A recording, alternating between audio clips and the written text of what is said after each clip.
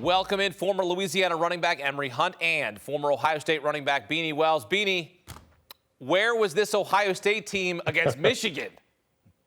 I mean, that's the question that we all had. You know, we all thought and anticipated this team being the most dominant team in college football to start the season. And obviously, they had other plans. They had some growing pains. But now, right now, this Ohio State team is the best team in college football. I can't see anybody beating them the way that they're playing right now. And when you talk about Oregon, they've been great all season long. They've been the most dominant team in the country. And Ohio State just went out and made them look like an average team.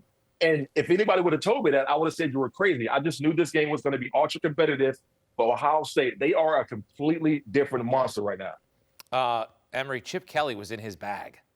The former Oregon coach, now the Ohio State OC. I mean, he was just putting on a clinic in the first half. Talk about getting smacked around by Michigan and then responding how we saw last week against Tennessee. Yep. And then what we saw in the first half against Oregon. This is how you respond. And this is how Chip Kelly responded. This is how Ryan Day responded. This is how Ohio State's secondary and defense responded. We know the run game was going to always be there. I was impressed by everything Ohio State did. What impressed me the most in this ball game, you talked about those 8 sacks, Hakeem, 1 penalty.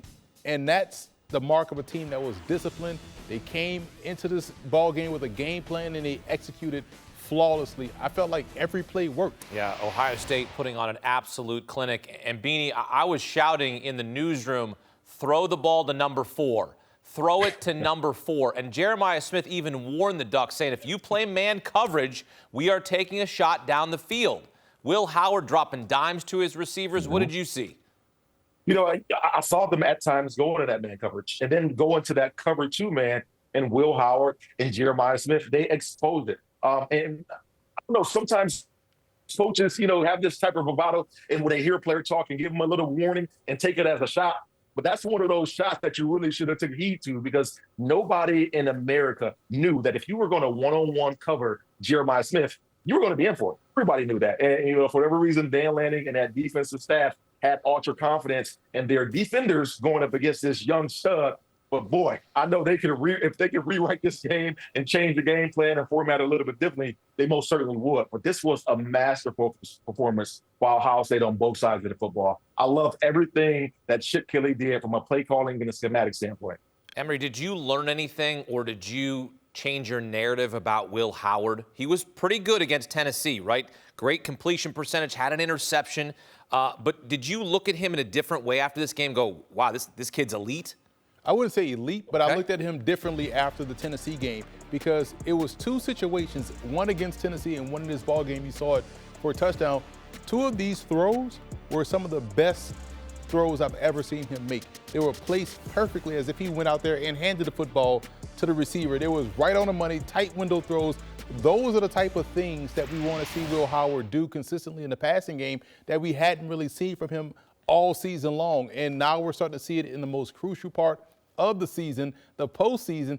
And also, the thing that is getting left out about this whole Will Howard thing is that he is still a very good athlete. We haven't really seen him use his running game with his own legs yet. So that may be something that's coming down the pike. But him throwing the football with great timing, great touch, great anticipation, the deep ball accuracy, man, he's playing lights out football right now. Yeah, and the Ohio State defense, wow, incredible. Forced Oregon to punt 5 times, 1 turnover on downs before they finally found the end zone at the end of the first half. It was complete domination. The Buckeyes D recorded 8 sacks against Dylan Gabriel. Emory, Oregon played its first game in 25 days, so it's a pretty lengthy layoff. How much do you think that affected Dan Lanning and the Ducks?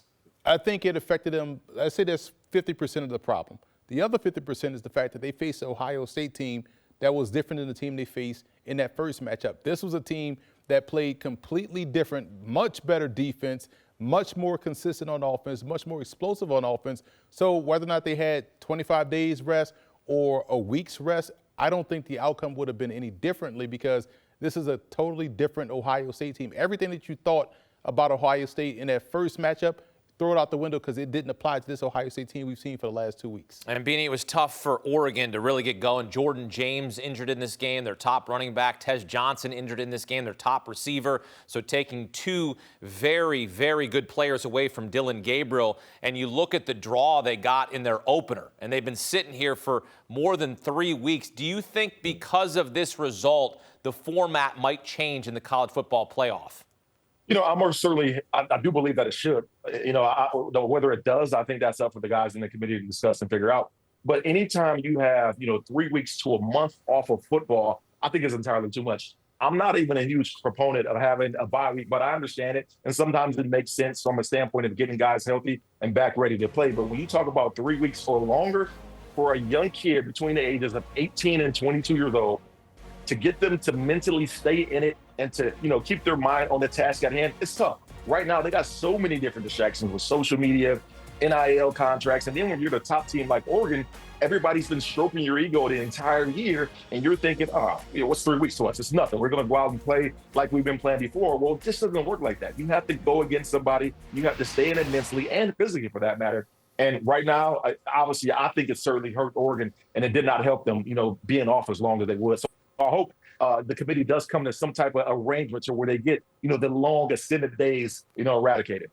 Ohio State is the favorite to win the national championship after what we just saw. Do they win the national championship? Depends on who they play. It depends on who they play. So it's not just, hey, we're going to the Natty and we're winning this thing. Now, come on, Emory, I know you want to say it. They're going to win it. There we go. See? My thing is this, because Beanie knows this because we did a show in August, right? Yep. And my national champion was Texas.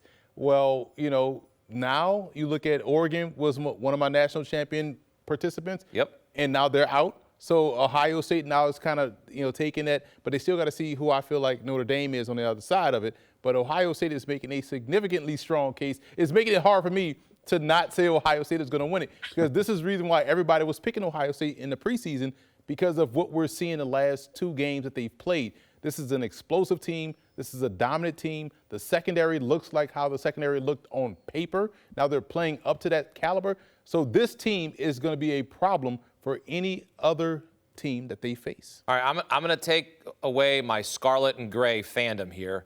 Me and Beanie are both from Northeast Ohio. Of course, he played for Ohio State. He was a star there and then went on to the NFL.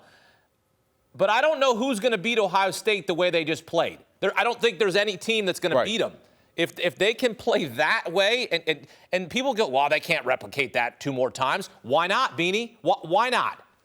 Ohio State is a motivated bunch. They had their back against the wall. For so many weeks, people were talking about, the Michigan loss and, the woes with the play calling and, if Ryan Day is going to be the guy. Right now, they're answering all of those questions out to prove everybody wrong. So I most certainly think that they can and will continue this style of play, because when your back is against the wall and you're tired of hearing people chirp and, question, your manhood and if you're good enough and if you should be here, you want to answer that. And you want to answer that every opportunity that you get, and knowing what's at stake right now, I think the Buckeyes most certainly will. And let's not forget about the fact that Ohio State had an offensive line carousel for the last few weeks of the season. Yeah. And they've gotten that thing figured out. And when you're talking about playing Birch and, Mateo Yu and those guys not being able to rush the passer consistently, those are some of the best in the country.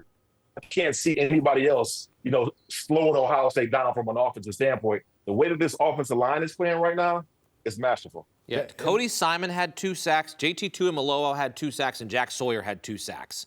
I mean, this defense, if the age-old saying of defense wins championships, that's true. The defense wins championships, offense sells tickets. This is the perfect recipe for Ohio State to win a national championship. And I know they have a $20 million roster, but you got to get guys to play to their elite level, their top-end level to win a national championship. This is what this looks like. Well, I was getting ready to say this quickly, where you look at the rest of the playoff bracket, right?